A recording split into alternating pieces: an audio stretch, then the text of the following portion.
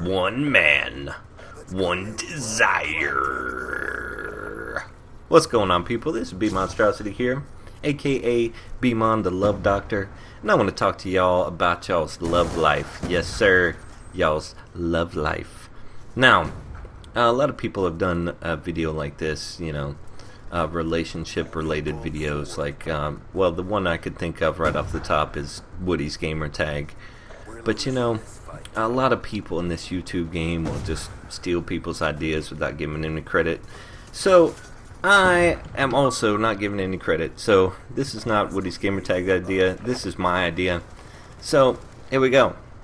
Now, first of all, whenever you are trying to look for a significant other, whenever you are looking for a chick, or if you're Diana or Mr. Seven looking for a dude, basically, one thing that you want to realize is that you have no idea what you're looking for in a person. Okay? Now, chicks are especially guilty of this. You know, I want a man that's sensitive. And then, you know, gonna get all bent out of shape because he's sitting on top of the table, you know, when there's a little bitty ass spider on the floor. No, he wouldn't be a pussy, would he? Anyways, and then, or, you know, I want a guy that's, you know, always pays attention to me, that's, you know, always at my feet, groveling and shit. And then they're gonna get mad that they're stalking them. You know what I mean? So, anyways, don't be this type. Understand that you have no fucking idea what person is perfect for you out there. Okay? Yes, you do want to have some things in common with the with your significant other. That's always good.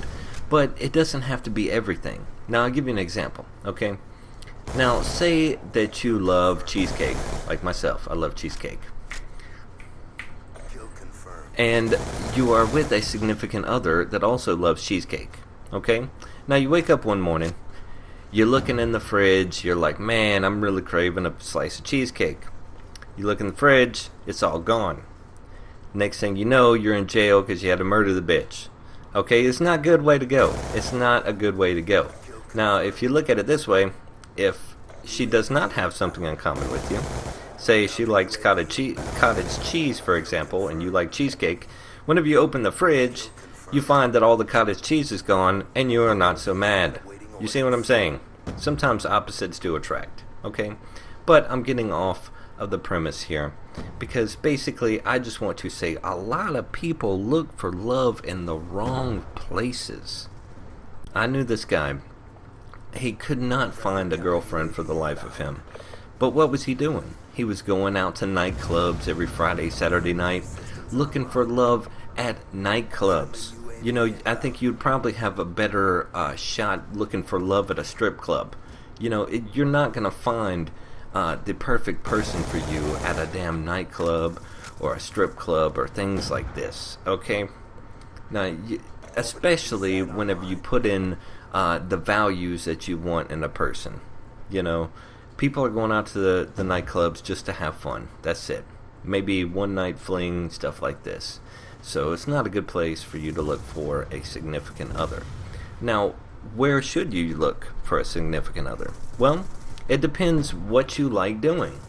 You know, if you like to read books, you know, the bookstore would be a good place. You know, if you go to Starbucks all the time, I don't fucking know. You know, maybe start hitting on some chicks at Starbucks.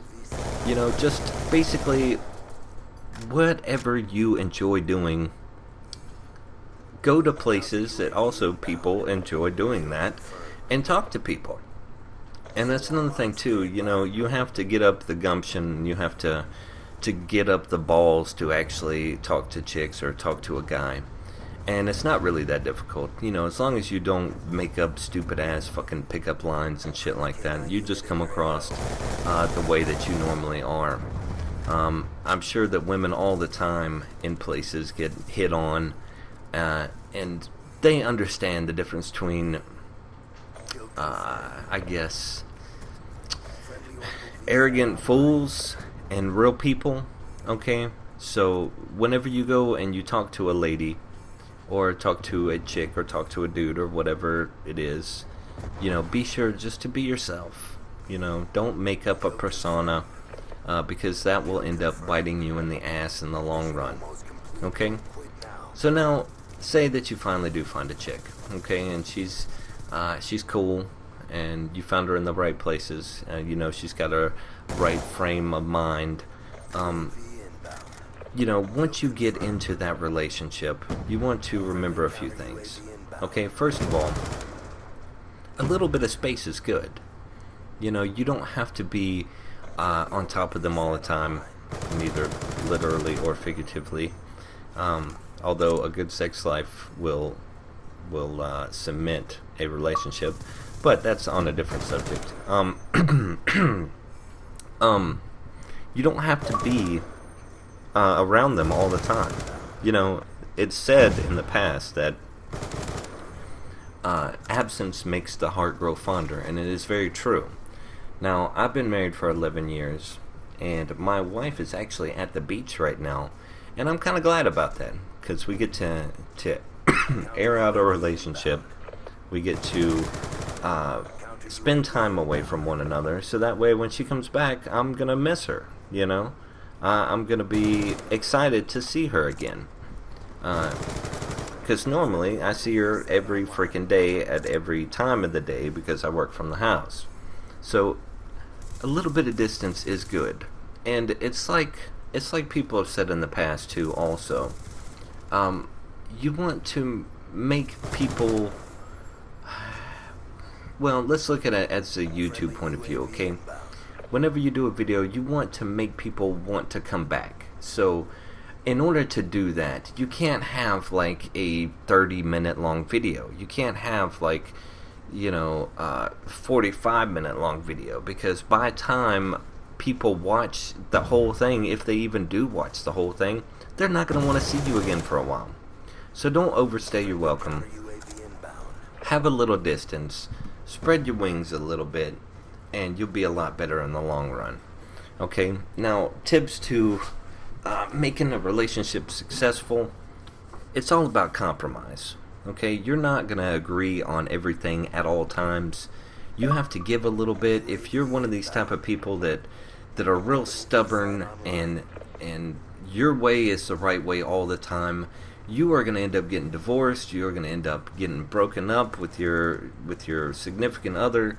You have to have a little bit of negotiation room there when you're in a relationship. It can't be all one-sided all the time, or else it will break.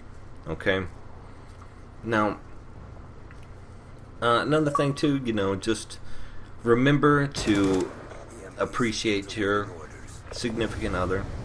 And by the way, I'm on like a nuke streak here, but although I don't get it. Anyways, be sure to appreciate them. You know, a lot of people go out and buy big gifts and stuff like this, but that is really not necessary. It's crazy how the smallest thing can mean so much to people. Like, for example, me and my wife are going through some troubling times. It was probably about 2 years ago.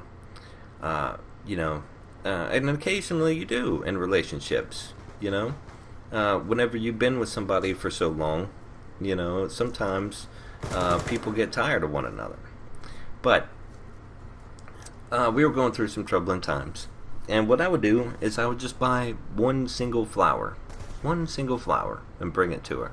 And the thing about this is that it's so small, but the point of it is that you actually took the time out to think about your significant other. That's the whole point. It's not the what you gave her, or that you even gave her something in the first place. It's that you actually thought enough to do that. Okay? So really, I mean, a lot of people will look at it, well, I gotta buy her something special, you know, our birthday's coming up, you know, I need to buy her the brand new freaking Xbox, or I need to buy her brand new telephone or something. And it's a lot of times that stuff doesn't matter. It's it's your reasoning behind doing it. Okay? Now I've got A little bit off subject, but anyways, this gameplay, 43 and 4 on the new map, whatever the hell it's called, Detour, and I'm the fuck up out of here. Peace.